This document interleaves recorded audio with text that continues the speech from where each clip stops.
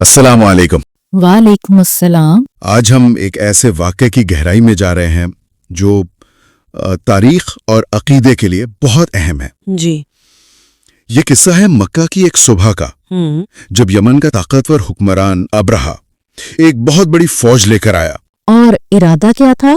अल्लाह के घर यानी काबा को तबाह करने का, जी, जो सदियों से अरबों का मुकद्दस मुकाम रहा है। ये पूरा वाकया बयान करता है और ये साफ तौर पर कुरान पाक की 105वीं सूरह फील की तफसीर है। जी, और ये कोई मामूली इरादा नहीं था।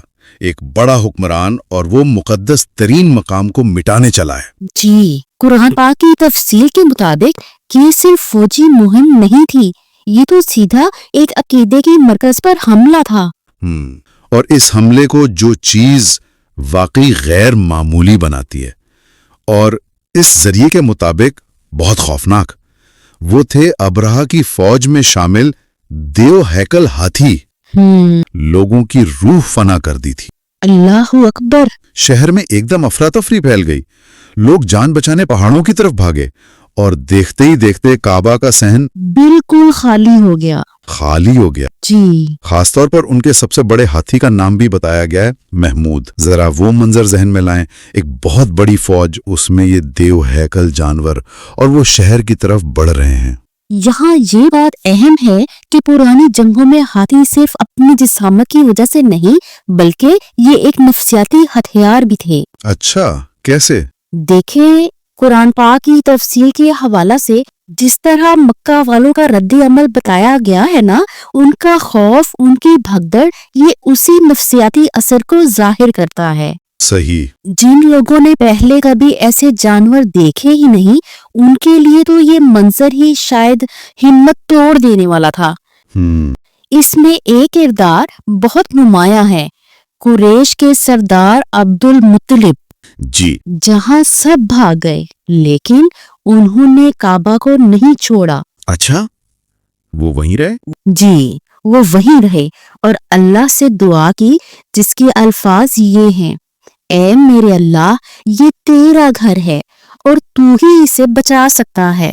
सुभान अल्लाह। और जिस तरह ये मंजर कुरान पाक की तफसीर में पेश किया गया, यानी एक तरफ अब्राहा की जबरदस्त माती ताकत, फौज, हाथी, और दूसरी तरफ हजरत अब्दुल मुत्तलिब का तन्हा खड़े होकर गैर मुतज़लज़ल यकीन का मुजाहिरा करना। जी। ये तजाद कहानी के मरकजी पैगाम को बहुत मुअस्सर अंदाज में सामने लाता है। अब आते हैं कहानी की इस मोड़ पर, जहां हालात बिल्कुल अनएक्सपेक्टेड रुख इख्तियार करते हैं। जी। जब अब्रहा ने अपनी पूरी ताकत के नशे में आखिरी हमले का हुक्म दिया, फौज को काबा की तरफ बढ़ने को कहा, तो एक ऐसा वाकया हुआ जिसकी किसी को उम्मीद नहीं थी। क्या हुआ? हाथियों ने, और खास तौर पर वो सबसे आगे वाला हाथी महमूद, उसने आगे बढ़ने से इनकार कर दिया। जी हाँ, वो वहीं रुक गए। अजीब बात है। जरा इस मंजर की उलझन का अंदाजा लगाएं। सिपाही हैरान, अब्रहा गुस्से में, वो हाथियों को मार रहे हैं, आगे धकेल रहे हैं, हाथी टस से मस नहीं हुए। ये सिर्फ जानवरों का रुकना नहीं था, ये एक तरह से इस पूरी मुहिम के तवाजुन के बिगड़ने का आगाज था। और यहाँ से बात वाकई नाकाबिल यकीन होती जाती है। जब अब्राहा और उसके सिपाहियों की हर कोशिश नाकाम हो गई, तो बयान किया गया है कि सबसे बड़ा हाथी महमूद, वो अचानक गुस्से से चिंगाड़ा। जी, और उसकी चिंगाड़ इतनी खौफनाक थी कि अब्राहा के अपने सिपाहियों में खौफ की लहर दौड़ गई। अपने इस पाइयों में? हाँ, वो हवास बाख्ता हो गए। उन्हें लगा शायद हाथी उन पर ही हमला न कर दें। कुछ तो मैदान छोड़कर भागने भी लगे। अफरा तफरी मच गई। बिल्कुल। और फिर जो हुआ वो इससे भी ज्यादा अजीब था। हाथी जिन्हें काबा पर हमला करने लाए थे, जी, वो मुड़े और उन्होंने अपनी ही फौज को कुचलना शुरू कर दिया। क्या? अपनी ही फौज को? जी हाँ। और ऐन इसी अफरा तफरी और भगदड़ के दौरान, जब हाथी अपनी ही फौज को रौंद रहे थे, लोगों ने आसमान पर एक और नाकाबिल यकीनी मंजर देखा। एक और मंजर? जी, बताया गया है कि अचानक लाखों परिंदों के गौल नमूदार हुए। परिंदे? हाँ, लाखों, इतने ज्यादा कि उन्होंने आसमान को ढांप लिया। सूरज की रोशनी मध्यम पड़ गई। लोग पहले तो शायद समझे कोई नई मुसीबत है, लेकिन फिर किसी ने सुभान अल्लाह कहा। क्यों?